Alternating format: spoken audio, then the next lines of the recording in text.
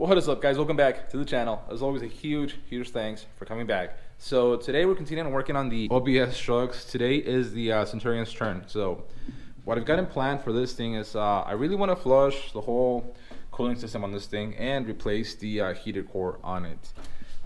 So I basically want to flush the heater core because, well, that's what it's looking like. I'm pretty sure that the previous owner had this thing filled with just straight water, so it's all nasty in there. So I'm gonna go ahead, try and flush everything, do my best I can to clean it out. I got a few supplies for that. We've got this nice drain bucket that should catch everything. I got this radiator flush, and then just a couple other nice little tools, as well as a thermostat. So also I bought a Haynes manual. I've never had one of these things, and basically because these things don't really apply to the diesel trucks, but now that I have this one, I was like, hey, might as well. So I went ahead and got myself one of these things, see if if I can actually use it. So I got that, and let's see, what else did I get? Some gasket maker. So cool. So now the first thing that we got to do is go ahead and drain the actual cooling system. So let's go ahead and grab this thing and put it to use. Oh, and I've got some more little trees. This is by far my favorite scent, I guess, smell, flavor, whatever you want to call it. I love this smell. Do you guys even like these things? And if you do, what's your favorite smell? I know that before it used to be new car smell, but when I found this like in high school, I think I fell in love with them, and ever since then I've always had a couple of these in my trucks. Now, before I forget to mention this, you don't want to be opening up any of the cooling system while the truck is still hot.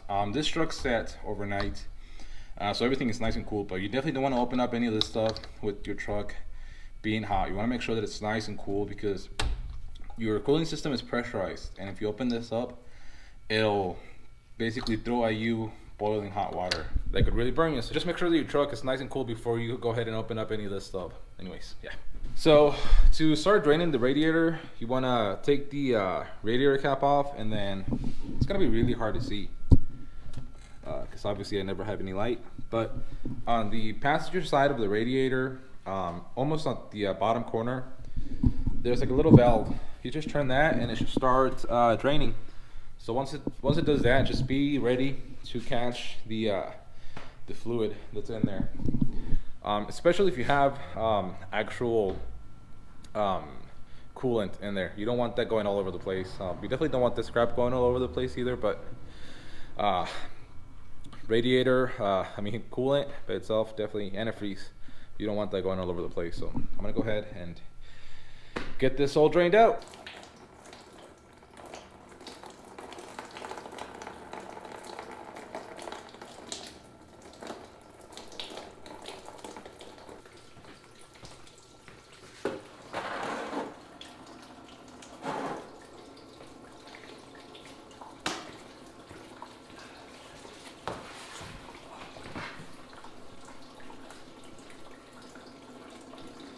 Okay, now after you're sure and positive that you've made a mess, because you can't do a radiator flush without making a mess. So yeah, we're gonna move on to kind of undoing some of these lines up here to make sure that we get everything cleaned out. So we're gonna take off the top radiator hose over here where the thermostat is at. We're gonna remove that, and then I think for now we're gonna leave the bottom radiator hose on. Now, as you can see, I did a good job of making a mess, but I did go ahead and use some of this stuff right here that Super Clean sent to me. So some floor absorbent to kind of try and clean up the mess a little bit and keep it from going to my driveway too much. So that helped. So anyways, now that we have this stuff draining pretty well, I'm gonna go ahead and close that little peacock, that little valve on the side of the radiator, because I'm pretty sure it's not flowing anymore. And I'm pretty sure the stuff that's just dripping is stuff that got caught on the core support and stuff like that. So I'm gonna go ahead, close that, take off the top, the thermostat housing, and we're gonna just start flushing water through this thing and see what comes out. Okay guys, so I've got a universal socket on this thing. These things are pretty cool because you've got your socket and a universal joint all in one, which makes this whole package really nice and compact, and it'll help you to get to bolts like this one, where you would usually have to get a wrench to get that bolt. So there we go. Like I said, it makes the job a lot easier when it comes to stuff like that. And I always like using a little impact with those type of sockets. It just makes it easier than trying to use a wrench. Now when we go to put all this stuff back together, I'll start it with the impact, but I'll probably finish it with an open-end wrench or something like that, because I don't want to put too much torque on this housing, because they do crack pretty easily.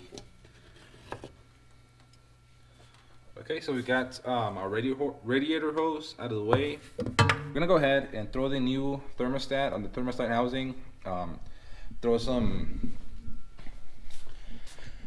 gasket maker on it, and get all of this put back together. And then we're gonna go ahead and refill the, well, it actually already has water, but we're gonna go ahead and throw this Blue Devil radiator flush and degreaser, and hopefully this should clean out the whole system. Okay guys, so after you flushed your coolant that was in your engine, you want to go ahead and refill it back with distilled water preferably, and then some of this stuff. This is just radiator flush and I guess oil degreaser. And this is basically just a chemical flush for your radiator, for your cooling system, and it'll help you really get all that gunk out of there. So you'll need, I think, 2 of these, because one treats 12 cords, and I believe these things take 17 and a half. At least that's the only good info that I got out of this Haynes manual. It says that it takes 17 and a half cords, so you'll need 2 of these to properly treat the system. So you're gonna go ahead, fill it up with distilled water, and that. I personally couldn't find distilled water anywhere in my town, so I went ahead and just used regular tap water. So of course you want to fill up. You want to fill it up with that chemical flush first. Fill it up with water, and then turn it on. As it's on, it's gonna suck down more water. So once it's all nice and full of water, that it's been running for about 10 minutes, I would personally go ahead and take it for a drive. Take it for about, I don't know, at least an hour or so, so the chemical flush goes through the engine properly. And all of these steps are on the actual chemical flush. So if you buy one of these, just follow the steps on it. It also says to not let it sit overnight if it has water, but it says that you can have it in the engine block for about 4 hours. So yeah, I'm gonna go ahead and do that. Turn the engine on, fill it up with a little bit more. Turn the engine on, fill it up with a little more. Turn the engine on, fill it up with a little bit more water, and then take it for a drive. Now, one thing that I'm gonna do before I fill it up with coolant is I'm actually gonna replace the heater core, because I don't know if you'll be able to tell. Yeah, you can tell. All of this is a leak from the heater core. So I'm gonna go ahead and replace that before I fill it up with coolant. And hopefully that'll be good. Okay guys, so we've got the whole system put back together. We got the new thermostat and the top radiator hose back on. So now I'm gonna go ahead, start the engine, leave it running for about 10-20 minutes with the heater on to have all of that circulate. Okay guys, so we've had this thing running now for about 15 minutes. It seems to be coming up to temperature pretty good. The heater is blowing hot air. It's looking pretty good. The thermostat housing seems to not be leaking, so it's a huge plus. And we're looking pretty good. There's no leaks. That's from stuff that was already like in the core support and stuff like that, water, so that's good. In a little bit, we're gonna go ahead and take this thing for a drive and just have that cleaner just circulate through the whole system. Just gonna give it a little bit longer, and then we're gonna go on that drive, and yeah. Okay guys, so we are back from our test drive, and the truck's still warm. It's been sitting for about 10 minutes, but it's still warm.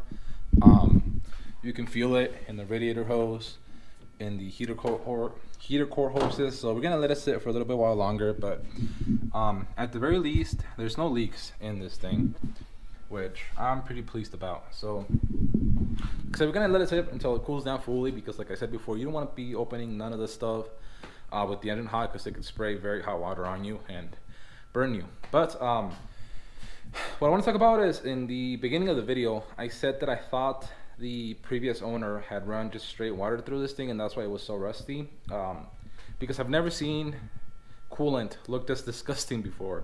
And I was like, you know what, I don't think this is normal, especially with, you know, like the temperatures dipping low below freezing and stuff like that. You know, something bad would have happened to the truck if it was just straight water. So I went and researched it a little bit more, and basically what I found out is that the previous owner probably mixed two different kinds of coolant that weren't compatible, and that's what created all that stuff. And this is my second flush on the truck, and you can see how bad it still looks. The first one was even worse, and it had a whole bunch of sludge at the bottom of it. So not good at all. So luckily, the first time that I flushed everything out that I thought it was water, we were able to capture most of it in these two pans, and then the rest I was able to keep it from getting out of the garage with all of that absorbent stuff. So luckily I wasn't able to, I didn't let any of that stuff go out into the environment. Check it out, guys. We have a Roadrunner right there going under the single cab. We get those in our neighborhood all the time.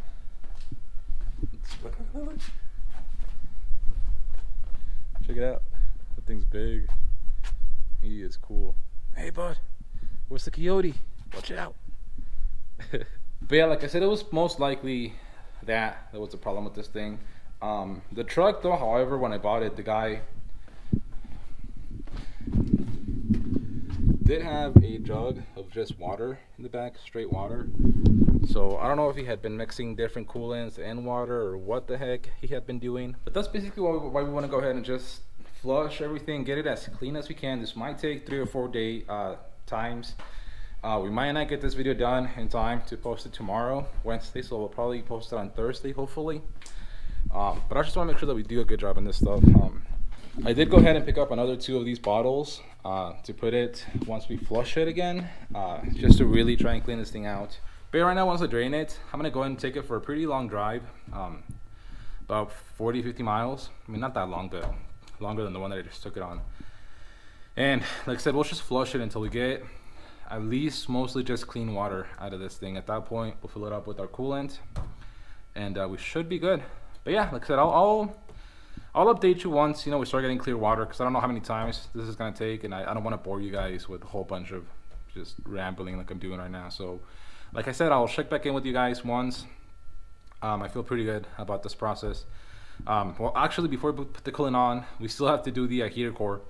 And just in case you guys are wondering, the reason why I'm waiting to do the heater core right at the end, right before we do the coolant, is because I don't want all this stuff going through the heater core. And I know that if I don't turn on the heater, technically nothing should be going through the heater core. But the thing is that at the moment that I do turn on the heater, whatever crap is still stuck on these hoses is going to go right into the heater and back into the engine block. And that's why we want to make sure that we get everything out of this, out of the system. So yeah, I'm going to go ahead and do that. And like I said, I'll check back in with you guys once I have some good results to show you, and I'll tell you how many times I had to flush it to get to a decent spot. So yeah. Okay guys, so quick update on this thing. I've been flushing it now for at least a day, and we're like on our 7th or 8th flush on this thing. And this stuff's still looking like this. It's getting a little bit better, but I mean, it's still pretty bad. At least it doesn't have a lot of like sediment at the bottom of it anymore. It used to be pretty much just completely coated at the bottom of like just sludge, like just brown stuff. It looked like mud. But after all of these flushes, I've come to realize that I'm probably gonna end up just throwing a new radiator on this thing at least. And the reason why is because I'm pretty sure this thing's pretty clogged up. And I have 2 reasons for believing that.